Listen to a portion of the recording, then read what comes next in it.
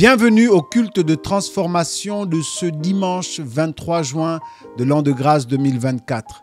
Je suis votre hôte, le pasteur Ske. Aujourd'hui, nous parlons de bienfaiteur ou bienfaitrice. Un bienfaiteur est une personne qui fait du bien, une personne qui fait du bien dans son entourage. La présence d'un bienfaiteur à côté de soi, c'est comme une bouffée d'air frais. En plein milieu de la chaleur, c'est comme la promesse d'un repas alors que nous sommes tiraillés par la famine. C'est comme l'assurance d'avoir une solution à portée de main, à portée d'appel. Un bienfaiteur rassure le cœur. Un bienfaiteur nous dit que nous sommes quelque part à l'abri de certains besoins qui seront comblés, qui seront remplis. Un bienfaiteur sait faire du bien là où le mal veut dominer. C'est merveilleux d'avoir un bienfaiteur. Quelqu'un qui est capable de dépassement de soi. Quelqu'un comme le bon samaritain dont Jésus a parlé dans les évangiles, qui est capable de prendre ce qui est à lui pour apporter une assistance, un secours et prendre totalement en charge les besoins d'une personne dans la détresse. Oui, un bienfaiteur est bien souvent capable d'abnégation, de s'oublier lui-même pour se donner entièrement. Il va puiser dans son capital vie pour l'offrir à ceux qui sont dans l'urgence, dans la détresse ou simplement dans le besoin. A contrario, il est bien souvent difficile pour une communauté, pour une société donnée, de perdre un bienfaiteur. C'est vécu comme étant un véritable drame.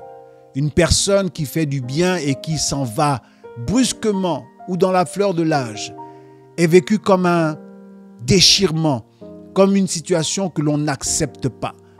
Vous l'aurez peut-être compris, aujourd'hui nous allons parler de Tabitha.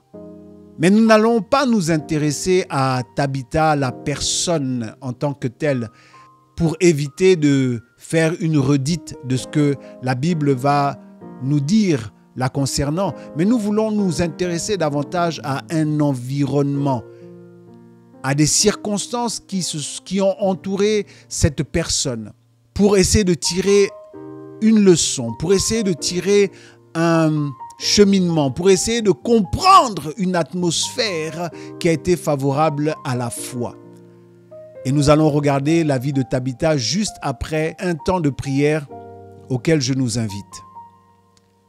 Abba Père, nous te bénissons, nous te rendons la gloire. Merci de rendre les temps et les circonstances favorables pour l'édification de ce jour. Père, nous voulons jeter nos regards dans ta parole et nous voulons, Seigneur, être illuminés par les révélations de ta parole. Nous voulons être conduits par ton Esprit Saint. Conduis-nous dans la vérité. Laisse que nous puissions comprendre la profondeur et laisse que nous soyons bénis par ce partage et cette communion que nous aurons avec ta parole. Je te prie, Seigneur, de donner de l'à-propos à mon propos et de lui donner autorité. Et qu'au son de ma voix, Seigneur, à l'appel de ton nom, que la bénédiction, Seigneur, et que les chaînes soient brisées et que les yeux du cœur s'ouvrent dans le nom de Jésus-Christ. Ainsi nous avons prié. Amen. Nous ouvrons nos Bibles dans le livre des Actes des Apôtres au chapitre 9 et je commence la lecture à partir du verset 36. Il y avait à Joppé, parmi les disciples, une femme nommée Tabitha, ce qui signifie Dorcas. Elle faisait beaucoup de bonnes œuvres et d'aumônes. Elle tomba malade en ces temps-là et mourut. Après l'avoir lavée, on la déposa dans une chambre haute. Comme Lyde est près de Joppé, les disciples ayant appris que Pierre s'y trouvait, envoyèrent 2 hommes vers lui pour le prier de venir chez eux sans tarder. Pierre se leva et partit avec ces hommes. Lorsqu'il fut arrivé, on le conduisit dans la chambre haute. Toutes les veuves l'entourèrent en pleurant et lui montrèrent les tuniques et les vêtements que faisait Dorcas pendant qu'elle était avec elle. Pierre fit sortir tout le monde, se mit à genoux et pria. Puis se tournant vers le corps, il dit : Tabitha, lève-toi. Elle ouvrit les yeux et ayant vu Pierre, elle s'assit. Il lui donna la main et la fit lever. Il appela ensuite les saints et les veuves et leur présenta vivante. Cela fut connu de tout Joppé et beaucoup crurent au Seigneur. Pierre demeura quelque temps à Joppé chez un corroyeur nommé Simon. Amen. L'histoire se déroule à Joppé. Pour remettre les choses dans leur contexte géographique et historique, Joppé est l'actuelle ville de Jaffa en Israël, en Palestine. Et la Joppé dont nous parlons est une ville côtière du pourtour méditerranéen qui se trouve à la jonction entre la Samarie et la Judée. Alors, la Bible ne nous dit pas qui a implanté l'évangile dans la ville de Joppé. On ne sait pas si c'est par le biais d'un apôtre ou bien d'un évangéliste, comme ce fut le cas de Philippe. Mais il y a cependant une indication dans le chapitre précédent, c'est-à-dire au chapitre 8 du livre des Actes des Apôtres que nous avons lu, au chapitre 8, verset 4. Il est écrit que ceux qui ont été dispersés après la grande tribulation du temps de Saul de Tarse. Saul de Tarse, c'est celui qui est devenu l'apôtre Paul. Du temps de cette tribulation, il y a donc eu une dispersion des chrétiens, sauf les apôtres qui sont restés à Jérusalem. La Bible précise que ceux qui furent dispersés en ces temps-là annoncèrent la parole de Dieu en Samarie et en Judée. Il y a donc lieu de penser que la Joppé a été visitée par la parole de Dieu, par le canal des dispersés de cette diaspora chrétienne qui a répandu la bonne nouvelle. Il y a dans cette ville de Joppé une communauté chrétienne. La Bible dit que ils sont appelés disciples. Il n'y a parmi eux vraisemblablement pas de pasteur, il n'y a pas de don de gouvernement, il n'y a pas d'apôtres, il n'y a pas d'évangélistes, il y a des disciples. Tout de suite après avoir présenté la ville, Luc, l'auteur du livre des Actes des Apôtres, nous parle de Tsabia. Je dis Tsabia et ceux qui parlent l'hébreu, je vous prie de m'excuser si je prononce mal, mais Tsabia en hébreu signifie Dorcas en grec et renvoie à la même chose, c'est-à-dire à cet animal, la femelle du cerf, qui est la biche. Dorcas porte le nom de biche. Et rien que par son nom, l'on peut penser que c'était une très belle femme. Vous savez que dans le règne animal, la biche fait partie des plus belles créatures, rien que par sa prestance, son allure, avec la tête, avec cette taille fine, avec ses yeux qui sont quelque part, vous voyez, charmants, charmeurs. En tout cas, c'est un très bel animal. Et cette femme, je suppose que on ne va pas appeler une vilaine personne du prénom de Dorcas si elle n'est pas comme une biche, c'est-à-dire une très belle femme. Cette très belle femme n'est pas d'abord présentée pour ses attributs physiques. Non, elle est d'abord présentée comme étant une femme qui faisait beaucoup de bonnes œuvres et qui faisait des aumônes. Les bonnes œuvres, par la suite, nous allons les découvrir. Et faire l'aumône, c'est de donner aux pauvres, donner la subsistance aux pauvres, parfois prendre de sa propre subsistance à soi pour la donner aux personnes qui sont dans le besoin.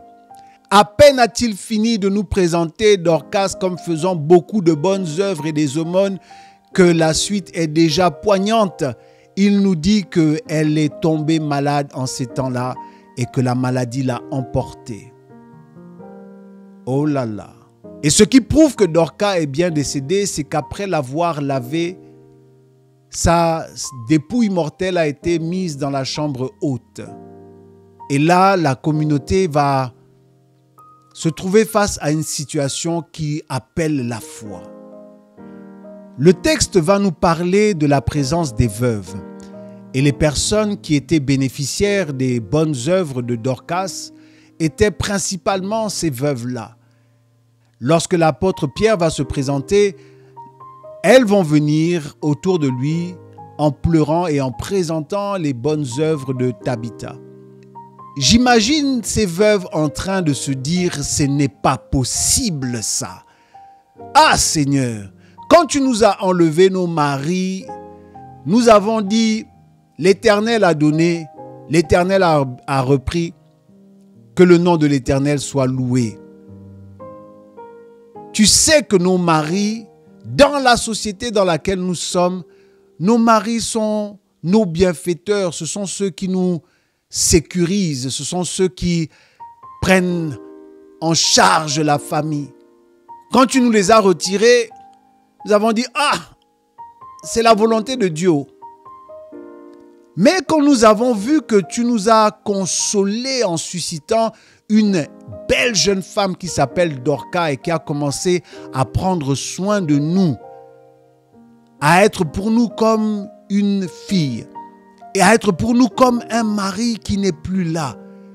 Regarde, cette femme a commencé à nous vêtir. Elle a commencé à prendre de ce qui est à elle et de nous le donner. Son temps, son énergie.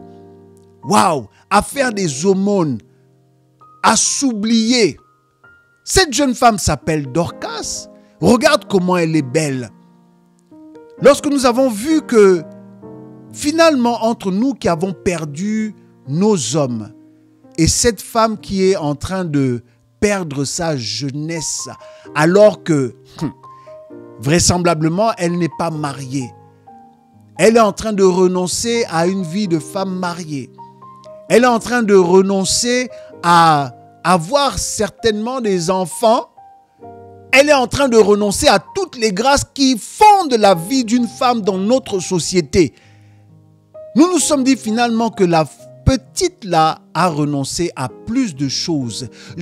Nous pensons que la petite là est en train de perdre plus que ce que tu nous as enlevé.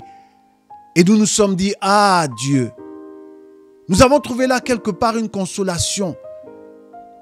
Et même si nous avons dit à cet enfant que maman, préoccupe-toi de toi-même, elle a continué à nous faire du bien. Mais là maintenant, tu veux nous ôter même la petite là qui a renoncé à tout pour devenir nos maris, nos époux, pour nous prendre en charge, nous les personnes vulnérables. Veuve et pauvre, tu veux l'enlever, tu veux enlever cette bienfaitrice. Non, nous ne sommes pas d'accord. Ça, c'est moi qui le dis. Et en vérité, il y a beaucoup de situations qui arrivent dans nos vies pour lesquelles nous ne sommes pas d'accord avec Dieu.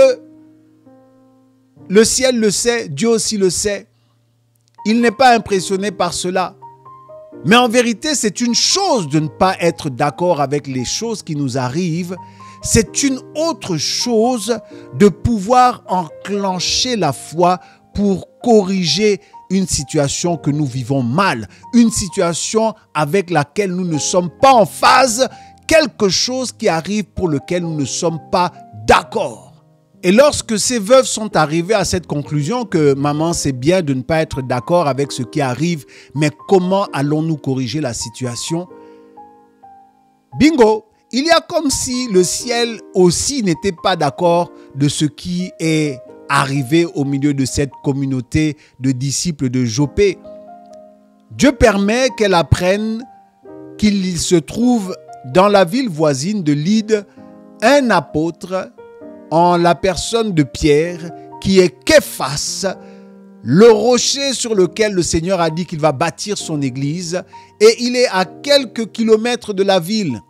Elles se sont dit, bingo, nous allons mandater des émissaires pour aller le chercher. Mais l'on peut se poser la question de pourquoi Pierre se trouvait-il à Lyde et non à Jérusalem? Au début du chapitre 9, il est écrit que Pierre a entrepris de visiter les saints qui se trouvaient dans la contrée de la Judée pour les fortifier. Et donc, dans cette campagne, dans cette visitation des saints, c'est ainsi que Pierre s'est retrouvé à Lyde et de Lydde, il s'est déplacé, après avoir reçu les émissaires, il s'est déplacé pour Joppé. Et c'est comme ça que la première étape de la marche vers la foi, de la marche vers le miracle va être enclenchée, la première vitesse. Nous envoyons des émissaires chercher l'homme de Dieu. Lorsqu'il arrive à Joppé, il est tout de suite pris à partie. Pas dans le sens de le brutaliser, mais l'on voit les veuves qui arrivent et qui commencent tout de suite à pleurer et à lui présenter les bonnes œuvres de Dorcas lorsqu'elle était parmi elles. Regarde, apôtre, regarde tout ce que cette jeune femme faisait pour nous. Oh, et elles pleurent et elles insistent. Et l'apôtre Pierre décide à ce moment-là de faire sortir tout le monde de la pièce, de la chambre haute où se trouvait la dépouille, où se trouvait le corps de Tabitha. Et ce qui m'intéresse, c'est comment l'apôtre Pierre va procéder, comment il va faire passer la deuxième vitesse. Et là, je parle même peut-être de la troisième vitesse, parce que la deuxième vitesse, c'était de recommande tes œuvres à l'Éternel. C'est ce que les veuves ont fait. Elles ont parlé des œuvres de Tabitha, de ses bonnes œuvres. Elles les ont présentées à Dieu. Je regarde cette situation comme étant nos situations où il y a une crise qui intervient et nous cherchons la foi. Nous cherchons comment faire pour que cette situation soit corrigée. Nous cherchons à nous tenir et à avancer par la foi. Le Seigneur dit que mon juste vivra par la foi. Et si nous sommes les justifiés de Dieu par le sang de Christ, alors il est important que nous apprenions à vivre par cette foi-là. L'apôtre qui se tient là, est-ce qu'il a été déjà signalé à son encontre qu'il a ressuscité les morts? Est-il la personne indiquée pour pouvoir opérer ce miracle? La question est posée parce qu'aujourd'hui, nous sommes nombreux à porter la charge d'hommes de Dieu et à être confrontés aussi à des situations difficiles comme la perte des êtres chers, à être confrontés à des situations où parfois nous-mêmes nous disons que là, il n'y a que Dieu pour le faire. Et que là, c'est purement et simplement impossible. Mais j'ai envie de donner une définition de la foi qui est un peu différente. Je vous propose la définition suivante. La foi, c'est la capacité à enclencher l'onction. Car en matière de possibilité, en matière de puissance, c'est l'onction qui agit. La foi est donc la capacité de déclencher cette onction. Je vois que vous n'êtes pas encore d'accord avec moi. Je vais faire un petit retour en arrière. Vous vous rappelez, les 2 semaines passées, nous avons parlé de Marthe et de Marie. Lorsqu'il y a eu la situation du décès, de la mort de leur frère Lazare, les 2 femmes se sont présentées devant le Seigneur, les 2 sœurs. Et Marthe a eu un échange de connaissances, elle a eu un tête-à-tête avec le Seigneur. Et le tête-à-tête avec le Seigneur a fait qu'elle est sortie de là avec beaucoup de révélations, mais avec aucune action. Elle n'a pas pu, dans ce rapport de tête-à-tête, gagner la résurrection de son frère. Mais Marie, sa sœur, lorsqu'elle est arrivée, elle s'est mise à pleurer et elle s'est jetée aux pieds. Elle s'est jetée aux pieds. Marie, à la différence de Marthe, a une conversation de cœur à cœur avec le Seigneur. Regardez ce qui se passe avec le Seigneur. Lorsque elle se met seulement à pleurer aux pieds du Seigneur, le Seigneur frémit à l'intérieur de lui. C'est comme s'il y avait une communication au-delà des mots par le fait que Marie se soit mise à ses pieds. Et c'est comme si Marie, se mettant aux pieds du Seigneur, savait que le chemin qui mène au cœur de Dieu se trouve au pied de Dieu. Oh! Je répète, c'est comme si elle savait que le chemin qui mène au cœur de Dieu se trouve au pied de Dieu. Ça nous semble invraisemblable. Vous n'avez jamais fait attention que certaines maladies cardiaques sont révélées par l'enflement des chevilles? Quel est le lien entre les pieds, les jambes qui enflent et l'insuffisance cardiaque? Je ferme rapidement la parenthèse. Mais Marie savait que pour parler au cœur de Dieu, il faut quelque part que je me trouve au pied de Dieu. My God. Pour parler au cœur de Dieu, certains vont prendre le boulevard, d'autres vont prendre l'autoroute, d'autres vont prendre l'avenue. Et puis, il y a ceux qui savent que la voie express qui emmène au cœur de Dieu se trouve au pied, de se tenir au pied de Dieu. Oui, Marie, dans son expérience avec le Seigneur, a su que lorsque je me trouve à ses pieds, c'est comme paradoxalement à ce moment-là que je suis en pleine communion. C'est comme paradoxalement à ce moment-là que j'ai le sentiment, plus que le sentiment, l'assurance de pouvoir accéder rapidement à son cœur. Je reviens à l'apôtre Pierre. Pierre se met à genoux. Oui, il y a chez Pierre une connaissance du cœur de Dieu.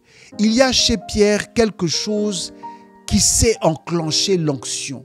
Il y a quelque chose qui sait toucher le cœur de Dieu, qui sait activer la compassion de Dieu, qui sait activer le mécanisme de déploiement de Dieu, qui rencontre la foi, qui rencontre un cœur qui a la foi, un cœur qui a l'attitude de foi et qui est prêt à répondre à cette attitude de foi.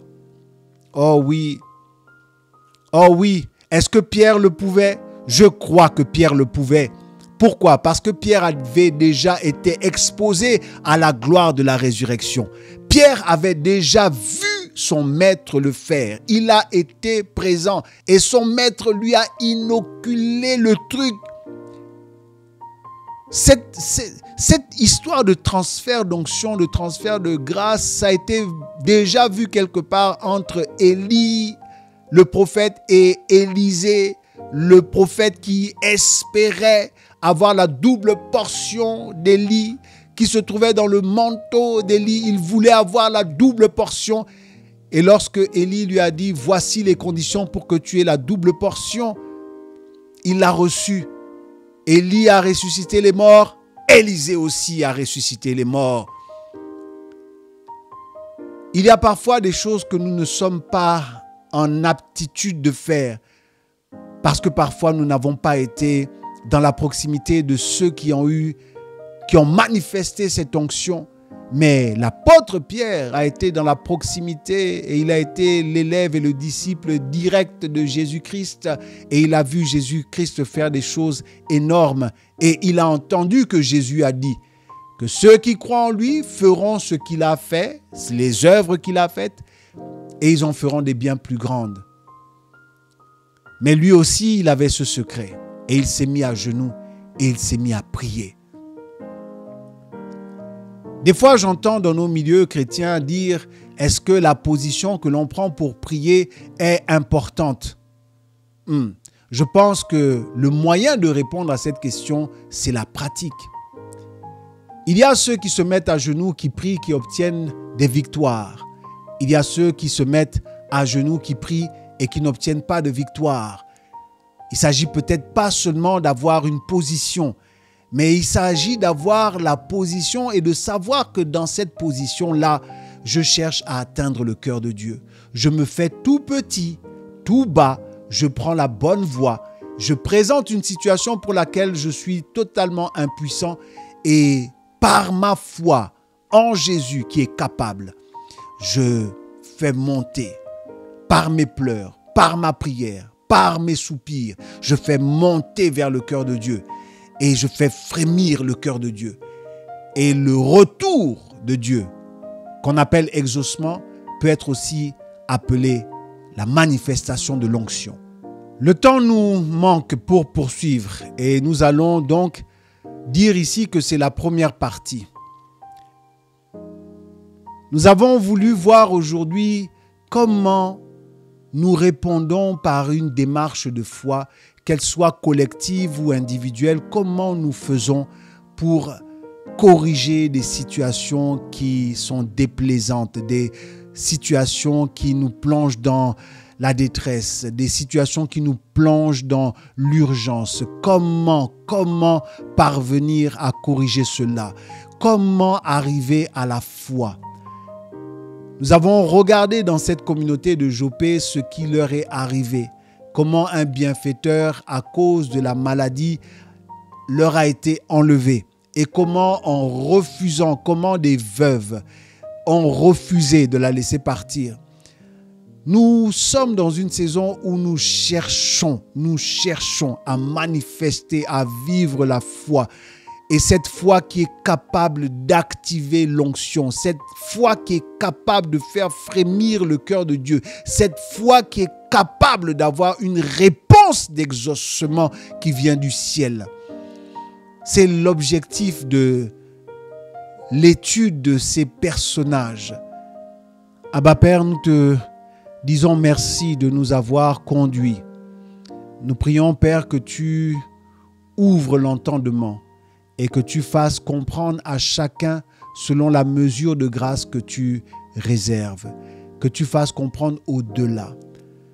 Bien plus, nous désirons, Seigneur, être gagnés totalement par la foi. Que le Saint-Esprit fortifie puissamment notre être intérieur afin que Christ habite dans nos cœurs par la foi. Nous voulons vivre une saison qui soit la meilleure saison de nos vies, de vivre la foi, de vivre le surnaturel de la foi, par la réponse de l'onction, par la capacité que l'onction a à briser le joug, par la capacité que l'onction a à rétablir les choses qui se sont pliées, les choses qui se sont tordues dans nos vies. Merci de nous donner cette force, merci de nous donner cette assurance dans la prédication. Que les familles soient visitées dans le nom puissant de Jésus, nous avons prié. Amen. Tous les messages qui s'affichent pour pouvoir soutenir l'œuvre de Dieu vous permettent de joindre l'utile à l'agréable, vous permettent de faire ce qui est bon, vous permettent quelque part d'être ces bienfaiteurs. Ces personnes qui ont l'assurance de faire une œuvre utile pour le Seigneur. Ces personnes qui ont l'assurance que leurs œuvres vont dans le sens des choses que Dieu aime et qu'il approuve. C'est pourquoi nous vous bénissons là où vous vous trouvez et nous vous remercions pour votre fidélité. Il y a des challenges, remportons-les parce que Dieu est de notre côté. Et si Dieu est pour nous, qui sera contre nous? Dit la parole de Dieu. Soyez bénis toute cette semaine. L'on se dit à la semaine prochaine pour poursuivre dans ces découvertes de personnages et que le Dieu que nous prions, le Dieu créateur du ciel et de la terre, soit en grâce et en faveur toute cette semaine et nous nous disons à la semaine prochaine. Amen.